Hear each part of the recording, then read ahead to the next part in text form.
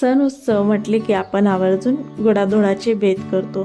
आज आपण आपल्या कट्ट्यावर साध्या सोप्या साहित्यात तयार होणारा एक पारंपरिक आणि पौष्टिक गोड पदार्थ पाहणार आहोत। नमस्कार मंडळी, खमन कट्टा बाय सोनल मध्ये तुम्हा सर्वांचे मनापासून स्वागत। चला तर मग रेसिपीला सुरुवात करूया। गव्हाचे पीठ 2 कप, गूळ बारीक किसलेला 1 कप, डेसिकेटेड कोकोनट, खोबऱ्याचे बारीक किस पाव, तूप 1 चमचा, तीळ 1 चमचा, वेलची पूड 1 चमचा, जायफळ आणि पाणी 1.5 कप।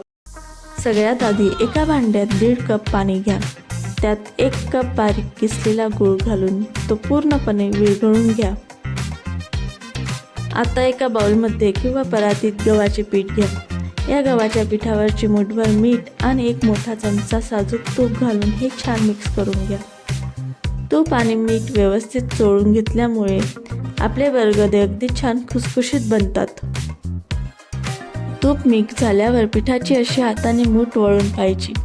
जर अशी घट्ट मूठ वळली गेली तर समजायचं की आपलं मोहन पिठाचं अगदी परफेक्ट लागलंय। पीठ व्यवस्थित मिक्स झाल्यावर आता यात डेसिकेटेड कोकोनट, वेलची पूड, तीळ आणि जायफळ किसून घालायचं। किसलेल्या जायफळमुळे बरगद्यांना अप्रतिम स्वाद येतो। हे सर्व मिश्रण पुन्हा एकदा हलकसं मिसळून घ्यायचं। आता जे गुळाचे पाणी आपण तयार केले होते ते पाणी पिठात थोडे थोडे घालून घट्ट असा गोळा मळून घ्या।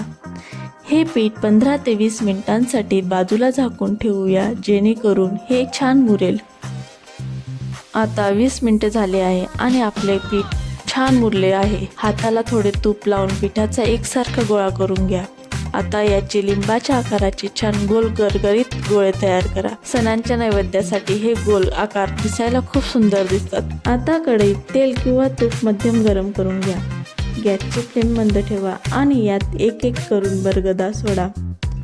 मंद आचेवर तळल्यामुळे गूळ आणि खोबरे जळत नाही आणि पीठ आतपर्यंत व्यवस्थित शिजते।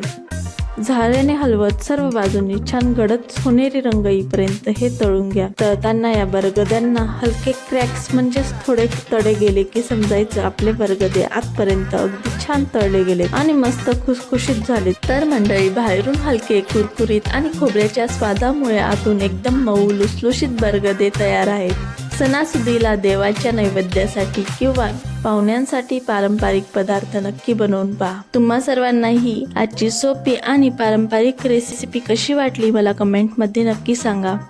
व्हिडिओ आवडला असेल तर लाईक करा, तुमच्या मित्रपरिवारासोबत शेअर करा आणि सबस्क्राईब करायला विसरू नका।